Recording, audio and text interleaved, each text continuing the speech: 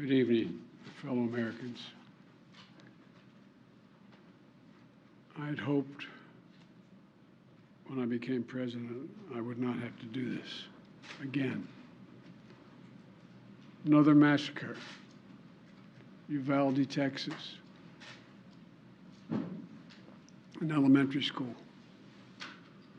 Beautiful, innocent, second, third, fourth graders. And how many scores of little children who witness what happened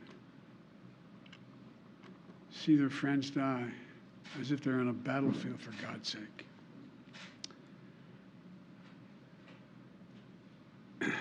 They'll live with it the rest of their lives. There's a lot we don't know yet. There's a lot we do know. The parents who will never see their child again, never have them jump in bed and cuddle with them.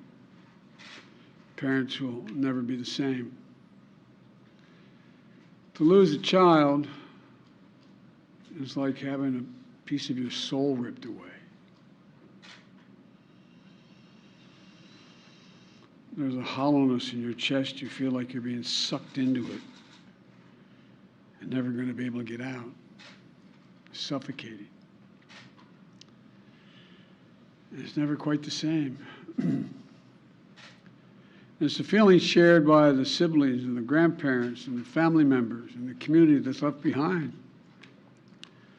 Scripture says, Jill and I have talked about this in different contexts, in other contexts.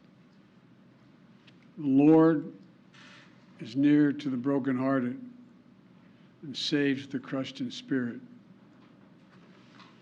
So many crushed spirits.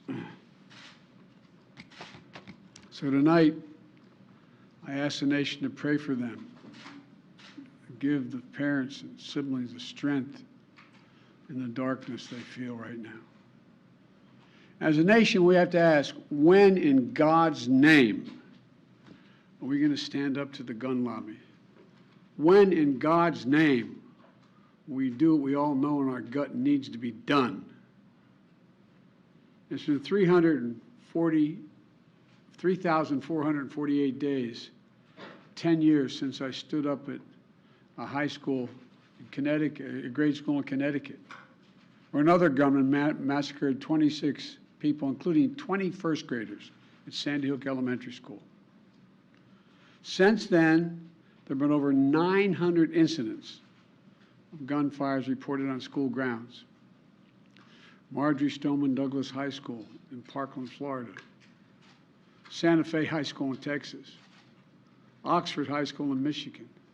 The list goes on, and the list grows when it includes mass shootings at places like movie theaters, houses of worship, as we saw just 10 days ago, the grocery store in Buffalo, New York. I am sick and tired of it. We have to act. And don't tell me we can't have an impact on this carnage. I spent my career as a senator and a vice president working to pass common sense gun laws. We can and won't prevent every tragedy, but we know they work and have positive impact. When we passed the assault weapons ban, mass shootings went down. When the law expired, mass shootings tripled. The idea that an 18-year-old kid can walk into a gun store and buy 2 assault weapons is just wrong. What in God's name do you need an assault weapon for except to kill someone? Deer aren't running through the forest with Kevlar vests on, for God's sake. It's just sick. And the gun manufacturers have spent 2 decades aggressively marketing assault weapons, which make them the most and largest profit. For God's sake, we have to have the courage to stand up to the industry. Here's what else I know. Most Americans support common sense laws, common sense gun laws. I just got off a trip from Asia, meeting with Asian leaders. And I learned of this while I was on the aircraft. And what struck me on that 17-hour flight, what struck me was these kinds of mass shootings rarely happen anywhere else in the world. Why? They have mental health problems. They have domestic disputes in other countries.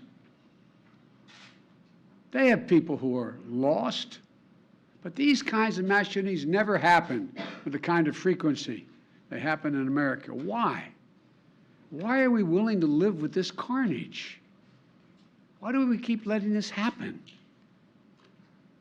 Where in God's name is our backbone to have the courage to deal with it and stand up to the lobbies?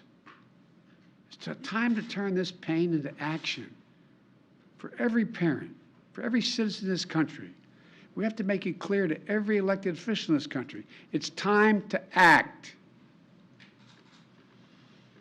It's time for those who obstruct or delay or block the common sense gun laws. We need to let you know that we will not forget.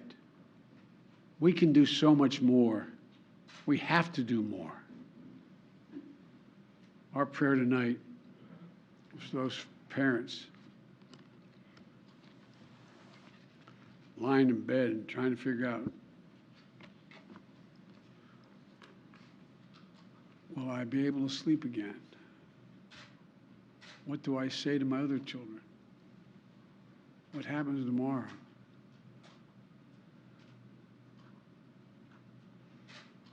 May God bless the loss of innocent life on this sad day.